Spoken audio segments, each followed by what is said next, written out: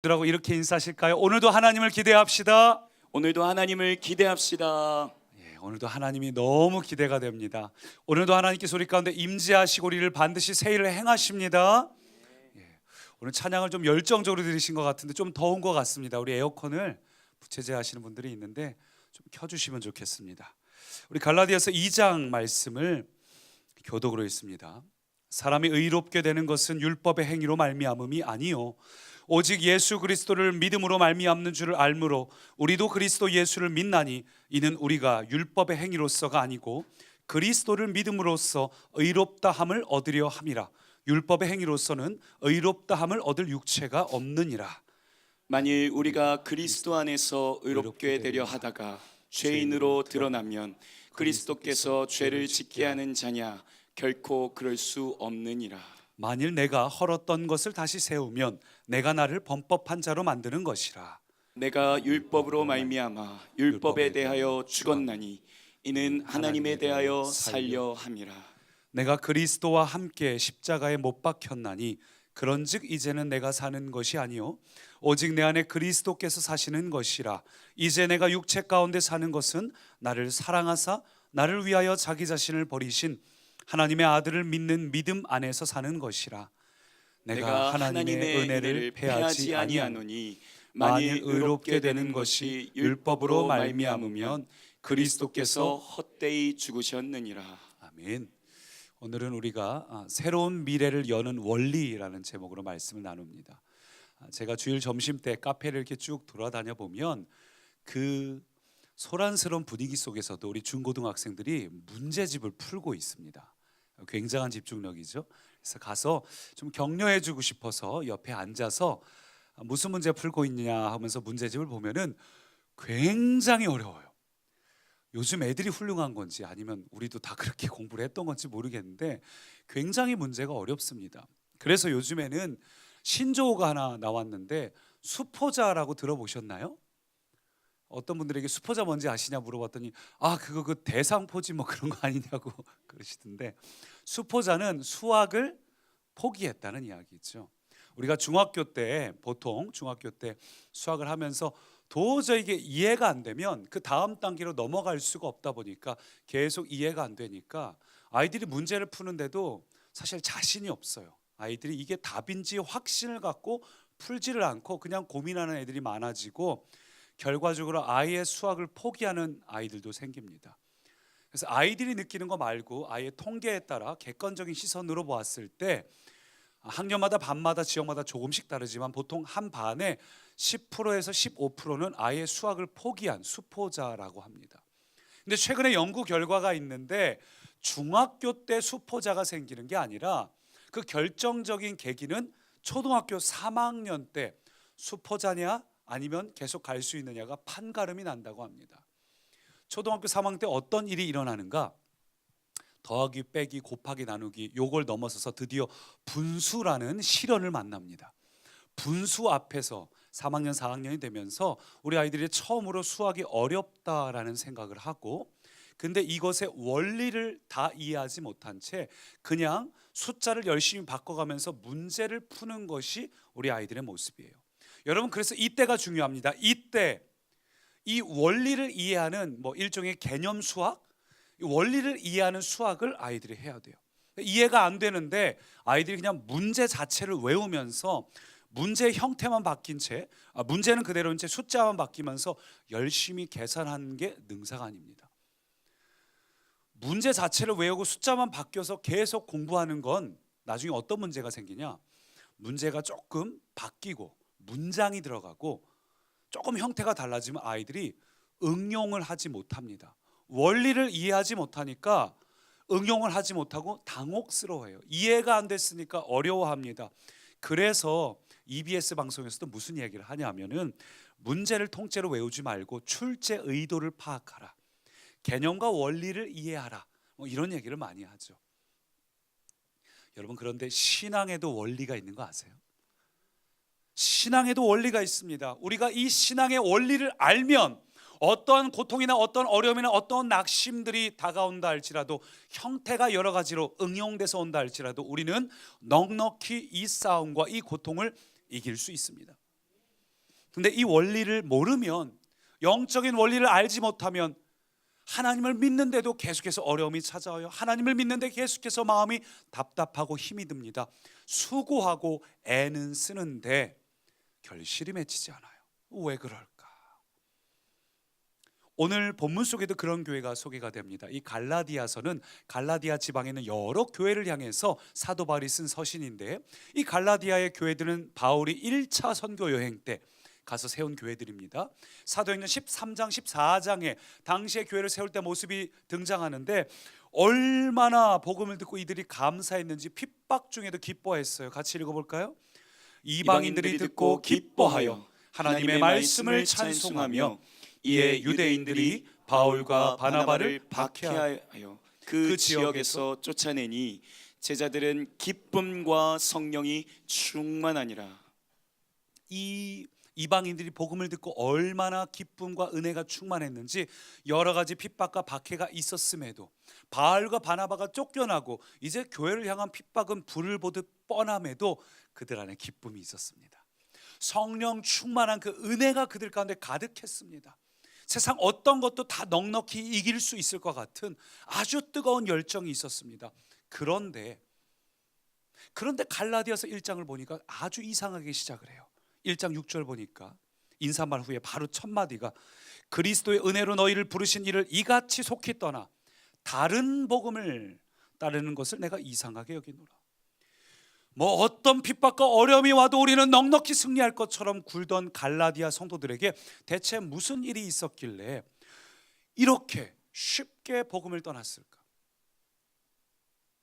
이렇게 쉽게 바른 복음을 떠나서 다른 복음을 쫓아서 유대주의자들의 율법주의를 쫓아간 이유가 뭘까?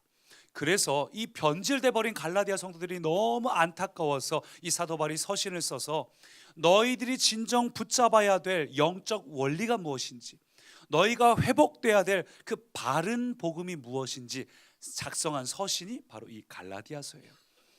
여러분, 우리도 예수를 믿으면서 열심히 믿는 것 너무 중요합니다. 근데 더 중요한 게 있어요. 예수를 열심히 믿는 것보다, 신앙의 열심보다 더 중요한 건 신앙의 핵심 원리를 붙잡는 것입니다. 하나님이 뭘 원하시는지 가장 기초와 기본이 분명하게 이해되고 그 기초 위에서 신앙의 집을 짓는 자는 흔들리지 않습니다. 어떤 시련의 창파가 난다 할지라도 무너지지 않습니다. 우리가 어떻게 하면 새로운 미래를 열 수 있나, 누릴 수 있나, 새로운 미래를 열기 위해 우리가 따라야 될 영적 원리, 그 첫 번째 한번 따라 하실까요? 죽어야 산다. 죽어야 산다. 19절 같이 있습니다. 내가 율법으로 말미암아 율법에 대하여 죽었나니 이는 하나님에 대하여 살려 함이라. 율법에 대하여 죽었나니, 죽어야 산다는 겁니다. 여러분, 율법이란 단어가 나왔는데 율법의 존재 목적이 뭘까요?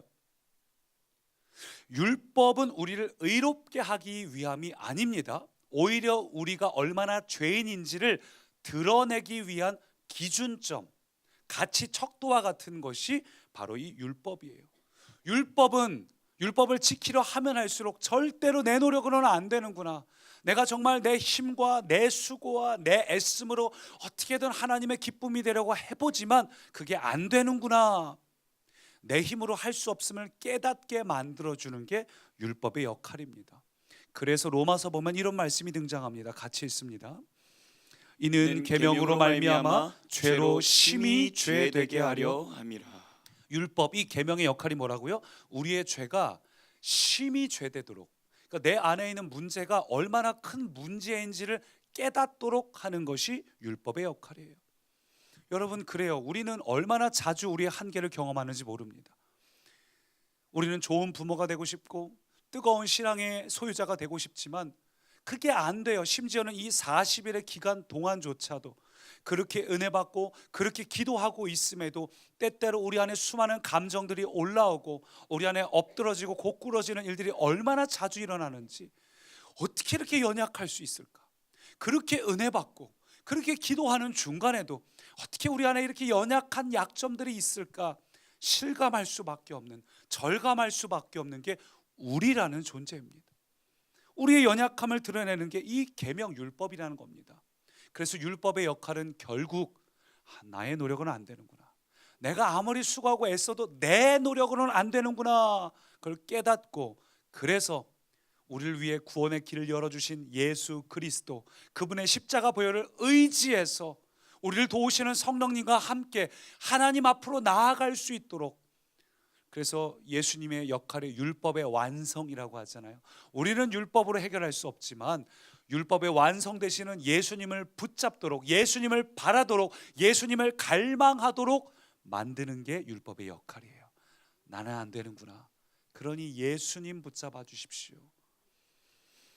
그래서 본문 16절은 이렇게 말합니다. 율법의 목적이 무엇인가 같이 읽습니다. 사람이 의롭게 되는 것은 율법의 행위로 말미암음이 아니요 오직 예수 그리스도를 믿음으로 말미암는 줄을 알므로 우리도 그리스도 예수를 믿나니 이는 우리가 율법의 행위로서가 아니고 그리스도를 믿음으로써 의롭다함을 얻으려 함이라. 율법의 행위로서는 의롭다함을 얻을 육체가 없느니라. 율법의 행위로는, 나의 노력으로는 절대 의롭다함을 얻을 육체는 세상에 존재하지 않습니다. 그럼에도 갈라디아의 이 거짓 교사들은 뭐라고 속삭였나? 이 하나님의 영적 원리와 정반대되는 하나님의 순리를 영리로 그들이 가르치기 시작했어요. 그래서 이 갈라디아 성도들이 율법을 잘 지켜서 내 노력으로 수고하고 애써서 하나님과 거래하게 만들었습니다. 하나님, 제가 이렇게까지 하는데 왜 아무것도 안 주시죠? 하나님, 내가 이렇게 수고하고 이렇게 노력하고 이렇게 애쓰는데 왜 나의 기도 응답을 듣지 않으시죠? 거래하게 만들었어요, 하나님하고. 뿐만 아니라 나 자신이 이렇게 율법으로 노력하고 애쓰는데 그걸 못하는 다른 사람들을 정죄하게 만들었습니다. 야, 너는 직분이 이렇게 됐다며, 교회를 그렇게 오래 다녔다면서 넌 왜 변하지 않아? 나는 이만큼이나 할 줄 아는데 너는 왜 그거밖에 안 돼? 다른 사람을 정죄하고 판단하고 평가하게, 점수를 매기게 만들었습니다. 이게 갈라디아 성도들의 괴로운 상황이었습니다. 여러분, 예수님의 은혜의 자리를 율법이 대체한 그 결과가 뭔지 아세요? 율법이 자리 잡기 시작하면 어떤 일이 일어나냐면 내 힘으로, 내 노력으로 하고 있다는 교만함이 생깁니다. 내가 이렇게 수고하고 있는데, 이렇게 애쓰고 있는데, 교만함이 생기고, 교만하기 때문에 필연적으로 나오는 게 다른 사람을 보는 정죄입니다. 내가 이렇게 수고하고 애쓰는데 왜 아무도 알아주지 않지? 화가 나요. 아니, 교회에서 어떻게, 교회를 몇 년 다닌 사람이, 직분을 뭘 받은 사람이, 아니면 교회가 어떻게 이럴 수 있지? 비난하기 시작해요. 한국 교회가 어쩌고, 목사님들이, 성도들이 어쩌고, 비난하는 마음과 생각들이 우리 안에 있습니다. 교만한 자, 마음이 정죄하는 자는 자꾸만 다른 사람을 들춰보게 됩니다. 그 사람의 흉을 보게 되고 그 사람의 허물이 무엇인지를 자꾸 내 눈에 들어옵니다. 혹시 여러분 안에 이런 감정이 있지 않으신가요? 혹시 여러분 안에, 여러분은 은혜가 고갈돼 버리고 그 고갈된 은혜를 하나님으로 채우는 것이 아니라 은혜가 고갈되니까 뭔가 몸부림치고 애쓰고 여러분 스스로 노력하는 여러분의 율법이 있지 않나요? 여러분 자신을 점검해 보십시오. 혹시 여러분 안에 교만함이 있다면, 자꾸만 다른 사람들을 보면서 이렇게 허물이 보이고 못난 모습이 보이고 그게 그렇게 답답하고 우리 안에 누군가를 정죄하고 싶은 마음이 있다는 건 어느새 우리 안에 은혜가 고갈돼 버렸다는 겁니다. 은혜가 고갈되면 노력으로 할 수밖에 없어요. 내 힘으로 합니다. 율법으로 살게 됩니다. 그럼 반대로 내가 정말 은혜가 충만하다면 특징이 뭘까요? 다른 사람의 허물을 보지 않습니다. 은혜가 충만한 사람은 내가 당장 1만 달란트를 탕감받았는데 100데나리온 빚진 자가 보이겠습니까? 은혜가 충만한 사람의 특징은 다른 사람의 허물을 볼 것이 아니라 먼저 나 자신을 보게 됩니다. 설령 내 옆에 있는 사람들이 정말 허물이 있는 사람이라 할지라도 내 옆에 있는 사람, 내 가족, 내 옆에 직장 동료, 그 사람들의 허물을 보면서 화를 내기보다는 먼저 내 안에 바뀔 것들을 보게 되고, 하나님, 나를 좀 바꿔 주십시오, 나를 좀 변화시켜 주십시오. 이게 은혜의 사람의 특징이에요. 한국 교회가 어쩌고 이렇게 외칠 것이 아니라, 하나님, 내가 그렇지 못하고 있음에 안타까워하고 하나님 앞에 회개하고 한국 교회의 연약함과 죄를 나의 연약함으로 여기며 고백하고, 이게 은혜가 풍성한 사람의 특징입니다. 여러분, 그래서 우리가 하나님의 은혜 안에서 살려면 먼저 율법에 대해서 죽어야 합니다. 그래서 오늘 우리가 다시 한번 19절을 읽습니다. 내가 율법으로 말미암아 율법에 대하여 죽었나니 이는 하나님에 대하여 살려 함이라. 여러분, 하나님 앞에 살아날 수 있는 비결이 뭘까요? 하나님 앞에 일어날 수 있는 비결이 뭘까요? 한 가지 원리입니다. 율법에 대하여 죽는 것입니다. 하나님 앞에 살기 원하시면 먼저 죽어야 됩니다. 먼저. 그 주님 말씀하셨잖아요. 제자가 되려면 먼저 자기를 부인하고 자기 십자가를 짊어져야 된다. 먼저 필요한 것이 있어요. 죽는 게 필요합니다. 여러분, 그러면 율법에 대하여 죽는 자가 무슨 뜻일까요? 율법에 대하여 죽는 자라는 것은 이 우리가 기대하는 새로운 미래는 절대 내 힘, 내 노력, 내 수고는 올 수 없다. 그걸 깨닫고 나 중심의 삶을 포기하고 하나님의 중심의 삶을 살기로 하는 것이 율법에 대하여 죽는 삶이에요. 나 중심적인 삶이 아니라 하나님 중심의 삶. 네, 솔직히 제가 보기에 우리 주일에 예배 오시는 분들 중에 이렇게 절박하지 않은 분들 있을 겁니다. 어쩌면 배우자 따라 가족 때문에 그냥 주일만 지키러 오신 분도 있을 거고, 보험 들듯이 교회를 다니시는 분들도 있을 거고, 교회를 나오지만 교회를 다니면서 뭔가 내 노력, 내 수고를 내려놔야지, 난 할 수 없어요 주님이 아니라 여전히 내 힘, 내 노력으로 살아가는 분들도 있을 겁니다. 여러분, 그래서 이게 문제예요. 만약 우리가 인생을 살면서 정말 나는 할 수 없어요, 하나님 도와주십시오, 이게 아니라 내 소망, 내 능력, 내 조건, 내 힘으로 내 인생을 살고 있다면 여러분, 그것이 죄입니다. 성경은 죄에 대해서 말하기를 도덕적으로 얘기하지 않습니다. 세상이 말하는 기준은 얼마나 착하게 사냐 악하게 사냐 그게 아닙니다. 내가 설령 내 안에 잘못된 습관과 성품이 있다 할지라도 하나님 어쩌면 좋습니까 하고 하나님 앞에 엎드리는 자는 그는 죄에서 벗어나 의로 갈 수 있습니다. 그런데 아무리 착하게 살고 법 없이 산다 할지라도 나는 내 인생을 내 힘으로 살겠다, 자신만만한 인생은 성경은 그것을 죄라고 이야기합니다. 여러분은 의인입니까? 죄인입니까? 여러분, 하나님 앞에서 내 힘으로, 내 소망으로, 내 노력으로 살겠다는 생각 전부 버리시기 바랍니다. 내가 주인 돼서 나를 위해 살겠다는 내 중심적인 인생을 버려야 됩니다. 그래서 로버트 케이판이 이렇게 말합니다. 예수님은 죽은 자를 일으키기 위해 오셨다. 복음의 선물을 받을 수 있는 유일한 자격은 죽은 자로 있는 것뿐이다. 똑똑하지 않아도, 착하지 않아도, 현명하지 않아도, 훌륭하지 않아도 된다. 하지만 죽어 있어야 한다. 그것뿐이다. 이렇게 명쾌한 표현이 없어요. 여러분, 우리가 주님을 만날 수 있는 가장 기본적인 원리, 가장 전제 조건은 내가 죽어야 됩니다. 유명한 말 있잖아요. 나는 죽고 예수로 사는 삶. 내가 먼저 죽어야 됩니다.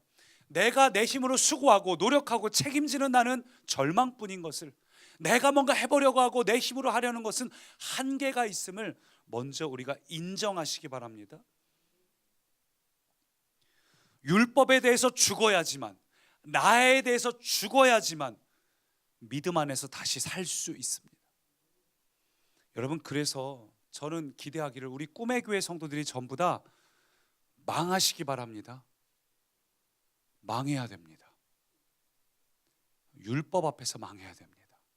여러분의 노력, 여러분의 조건으로 할 수 있다는 생각이 전부 없어질 때까지 망해야 됩니다. 여러분이 사업이 망하라고 저주하는 게 아니에요. 무슨 얘기인지 아시죠? 나는 내 힘으로 할 수 없다는 것을 정말 통감하고 절감하는 것이 하나님의 능력을 경험할 수 있는 출발점입니다. 그래서 어떤 면으로는 고난 가운데 있는 분, 어려움 가운데 있는 분, 고난의 시기를 겪으신 분들은 그 고난이 축복이 될 수밖에 없어요. 내 능력의 한계를 이미 절감하고 내 육체의 한계를 경험하신 분들은, 내가 정말 주님 앞에서 망했다라고 얘기하시는 분들은 비로소 그의 인생은 하나님 앞에 한 걸음 더 가까이 갈 수 있습니다. 내가 철저히 하나님 앞에서 나는 죄인이구나, 나는 내 연약함으로 인해서 망했구나 고백하는 사람은 비로소 하나님의 은혜에 감격할 수 있고 하나님의 은혜 앞에 엎드릴 수밖에 없고, 그런 사람은 간절히 기도하는 사람이 됩니다. 우리가 40일 기도행전을 하고 있지만 율법에 대해 죽은 자만이, 나의 연약함으로 망해본 자만이, 내가 얼마나 한계가 있는지 나에 대해서 죽은 자만이, 자기를 부인한 자만이 진정한 기도를 드릴 수 있습니다. 그런 사람은 내 연약함을 깨달으니까 기도의 자리로 나아갈 수밖에 없습니다. 결국 자기 자신을 내려놓을 때 진짜 하나님을 경험할 수 있습니다. 진짜 기도를 경험할 수 있습니다. 한나와 같이 기도합니다. 한나가 얼마나 노력했겠어요. 아이가 생기지 않을 때 철저하게 처절하게 기도합니다. 야곱처럼, 야복강의 야곱처럼 기도할 수 있습니다. 야곱이 그동안 얼마나 사기쳤습니까? 내 능력, 내 조건으로 자기 인생을 해결해 보느라고 얼마나 사기쳤습니까? 야복강에서도 형이 군대를 이끌고 온다는 얘기를 듣고 그 뇌물, 선물을 다 보내고 가장 사랑하는 가족을 가장 마지막 보내고도 자기는 강을 못 건너가요. 내 노력으로 해보지만 그것이 과연 될까? 결국 그 강 앞에서 넘어가지 못하고 내가 한계가 있음을 통감할 때, 나는 도저히 이 문제를 해결할 수 없구나 깨달을 때, 그때 씨름을 시작하잖아요. 씨름이 무슨 얘기입니까? 주님, 나를 축복해 주시기 전까지는 절대 가실 수 없습니다. 나를 붙잡아 주시기 전까지는, 나를 해결해 주시기 전까지는 나는 어찌할 수가 없습니다. 그리고 그는 환도뼈가 부러지고 다리를 절게 됐습니다. 그런데 그의 이름을 승리자 이스라엘이라 이름 붙여주셨어요. 여러분, 망하는 게 승리입니다. 하나님 앞에 엎드려지고 하나님 앞에 붙들고 끈덕지게 씨름이요 단단히 들러붙어서 하나님만이 날 책임질 수 있습니다. 여러분, 이 고백이 나오시기 바랍니다. 여러분이 어떤 상황에 있든지 간에, 여러분이 어떤 인생을 사셨든지 간에, 우리는 신앙이 좋은 것 같아 보여도 조금만 시험 불어보면 그게 아닌 걸 알 수 있어요. 잘난 줄 알지만, 내 믿음이 괜찮은 줄 알지만 그게 그렇지 않음을 우리는 단 한순간도 주님 없이는 아무것도 아닌 존재임을 수시로 느끼게 됩니다. 여러분, 그래서 그 간절함과 절박함이 은혜입니다. 축복입니다. 저는 우리 이 자리에 있는 모든 꿈의 교회 성도들이 율법에 대해서는 죽은 자, 나 자신에 대해서는 망한 자, 나의 연약함에 대해서 전부 죽은 자가 되어서, 그래서 가난해지고 겸손해지고 기도할 수밖에 없고 하나님을 붙잡을 수밖에 없는, 먼저 자기를 부인하는, 먼저 내가 죽는 그 첫 번째 원리가 우리 가운데 이루어지기를 축원합니다. 첫 번째는 죽어야 산다는 것이고, 두 번째 한번 따라 하실까요? 살아야 산다. 살아야 산다. 20절 같이 있습니다. 내가 그리스도와 함께 십자가에 못 박혔나니 그런즉 이제는 내가 사는 것이 아니요 오직 내 안에 그리스도께서 사시는 것이라. 이제 내가 육체 가운데 사는 것은 나를 사랑하사 나를 위하여 자기 자신을 버리신 하나님의 아들을 믿는 믿음 안에서 사는 것이라. 우리가 율법에 대해서 죽었다면 이제는 나를 위하여 자기 자신을 버리신 하나님의 아들 예수 그리스도를 믿는 믿음 안에서 사시기 바랍니다. 예수를 믿는 믿음 안에서 살아야 합니다. 믿음만이 우리를 의롭게 합니다. 나는 능력이 없어요. 그러나 주님 나를 붙잡아 주시고, 주님이 예수님의 보혈로 나를 씻겨 주시고, 오늘도 나와 함께 하시는 성령님이 나를 인도하고 계시고 돕고 계시고, 그래서 나는 승리할 수 있다는 그 믿음, 기대함, 주를 믿는 믿음이 우리를 의롭게 하고 살려줍니다. 그래서 바울은 나를 위하시는 그 믿음 안에서 살라고 강조하고 있어요. 여러분, 아까 죽음에 대해서도 이야기했지만 사실은 죽음도 내 노력으로 될 수 없습니다. 노력으로 되는 게 하나도 없어요. 전부 믿음입니다. 어떻게 하면 내가 변화될 수 있을까? 달라질 수 있을까? 내가 뭔가 노력하고 환경을 바꾸고 거기에도 한계가 있어요. 여러분, 죽는다는 것도 믿음으로 취해야 됩니다. 이미 예수님께서 십자가에서 그걸 이루셨다는 걸 믿기 때문에. 그래서 여러분 선포하십시오. 나의 옛사람은 죽었다. 나의 문제, 나의 연약함, 나의 못난 모습들 전부 십자가에 못 박아 죽었다. 그리고 이제 주님이 나를 다스려 주십시오. 나는 주님의 것입니다. 나는 주님을 신뢰합니다. 주님이 나를 이끌어 가실 것을 믿습니다. 자꾸 고백하십시오. 여러분 죽음을 믿음으로 취하시고 부활도 승리도 믿음으로 취하시기 바랍니다. 칭의의 구원도 믿음으로 취하는 거잖아요. 어떻게 주님이 나를 사랑하시지? 나 이렇게 못났는데 어떻게 나를 구원하셨지? 칭의의 구원도 내가 믿음으로 취한 것처럼 매일 성화의 구원도 어떻게 이룰 수 있는가? 그건 믿음으로 취하는 거예요. 노력이 아니에요. 나의 연약함은 떠나갈지어다. 나의 문제는 떠나갈지어다. 나는 예수님께 속한 자니 내 안에 있는 모든 더러운 것들아 너는 죽었다 떠나갈지어다 선포하시고 하나님의 다스림을 구하십시오. 그렇게 믿음으로 걸어가는 자가 나를 도와주시고 나와 함께 하시는 주님과 함께 걸어갈 때 우리는 승리할 수 있습니다. 결국 살아야 산다는 게 무슨 뜻인가? 나 중심의 인생을 모두 포기하고 버리고 하나님 중심으로 살아가시기 바랍니다. 내가 인생의 주인 돼서 내 마음대로 사는 것이 아니라 하나님을 내 인생의 주인으로 모시기 바랍니다.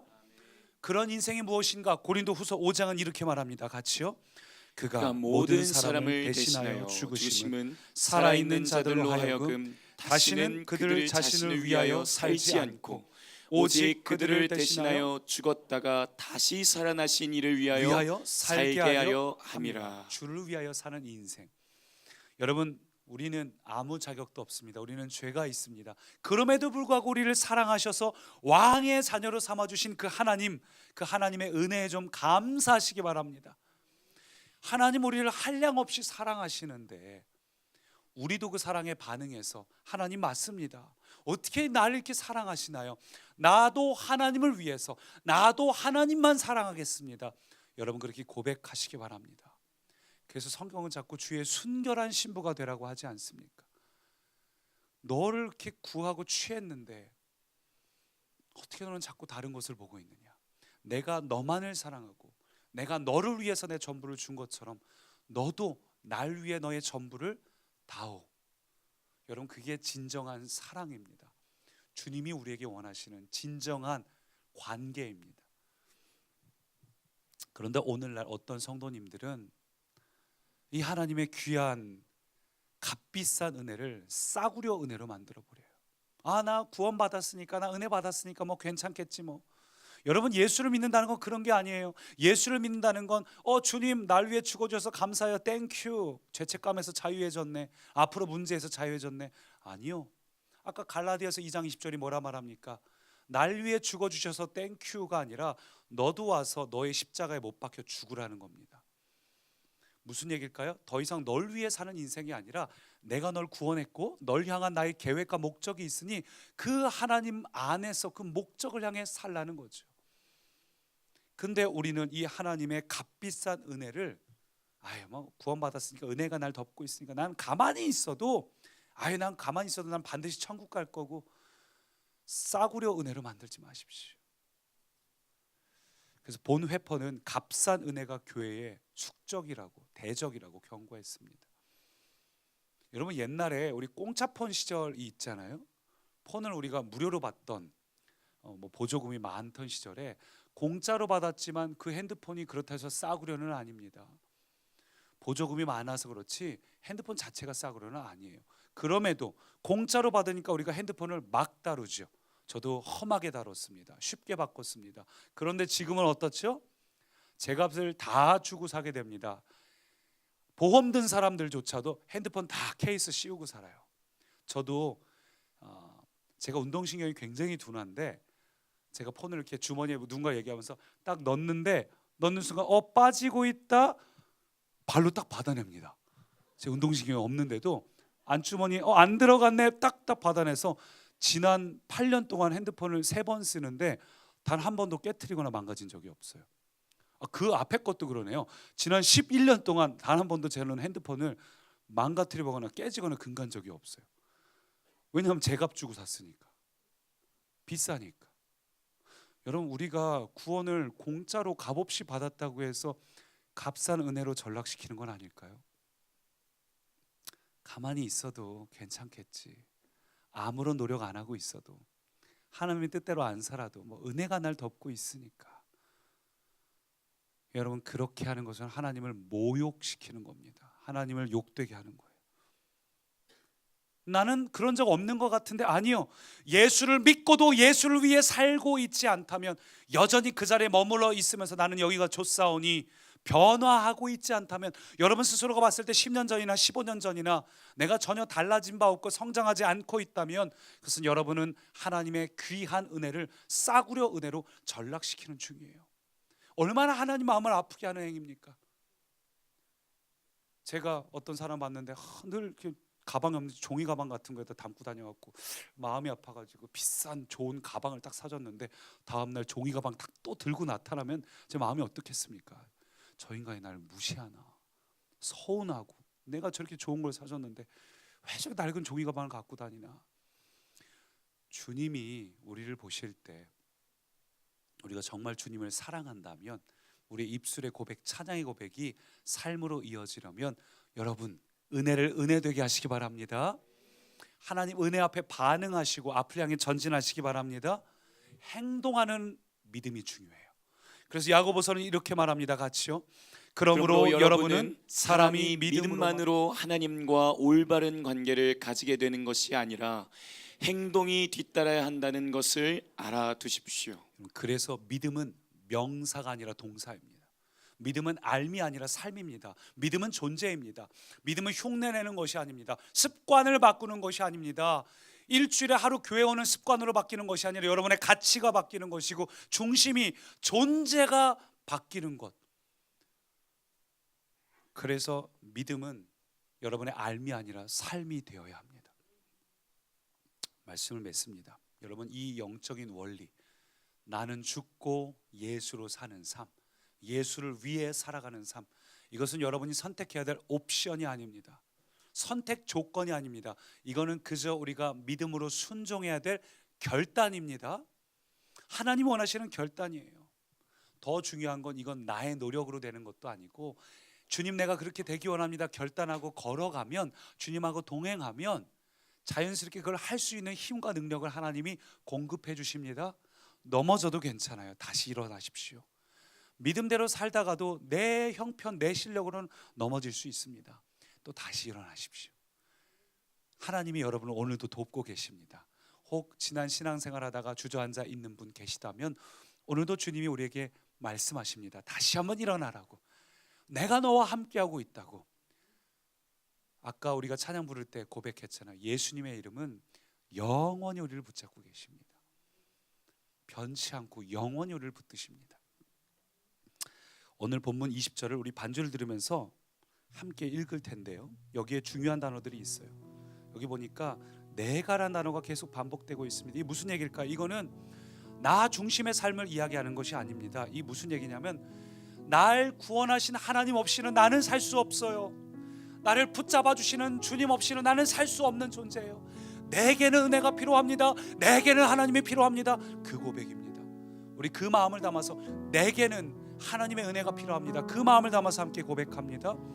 내가 그리스도와 함께 십자가에 못 박혔나니 그런즉 이제는 내가 사는 것이 아니요 오직 내 안에 그리스도께서 사시는 것이라.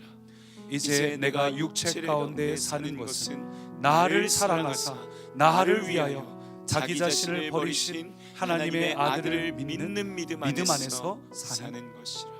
사랑하는 꿈의 가족 여러분, 율법에 대하여는 죽고 나의 노력으로, 나의 수고로, 나의 애씀으로 사는 인생을 모두 내려놓고 주님이 필요합니다. 나는 오늘도 나의 한계를 절감합니다. 이사야처럼 화로다 나는 망하게 되었도다.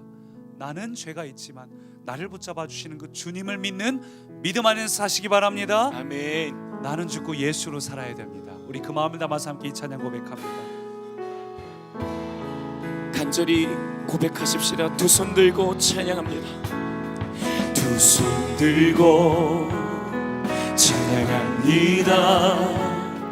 다시 오실 왕 여호와께. 주님, 오직 주님만이 주님만이 나의 주인 되어 주십시오. 나를 다스리네. 우리의 마음을 열고 다시 한번 고백합니다. 주님, 내가 주님을 향해 나아갑니다. 두 손 들고 내가 찬양할 분은 주님뿐입니다. 날 위해 다시 오실 왕 여호와께 다른 일은 없습니다. 나의 주님은 오직 주만이야. 나를 주님이 나의 주인 되어 주십시오. 다스리네. 믿음으로 결단하며 나 주님만을, 나 주님만을 이 시간 내 안에 섬기리. 헛된 마음 모두 버립니다. 헛된 마음 버리고 날 도우시는 성령이여, 성령이여 내 영혼에 이 시간 충만히 임하여 주십시오. 충만하게 다시 한번 하소서. 결단하십시오.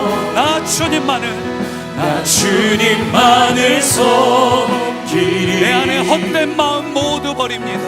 헛된 마음 버리고 오, 날 도우시는 성령이여, 성령이여 내 주님으로 영혼 충만하도록 충만하게 하소서. 주님 앞에 내 내 모든 인생 생명 드리리라.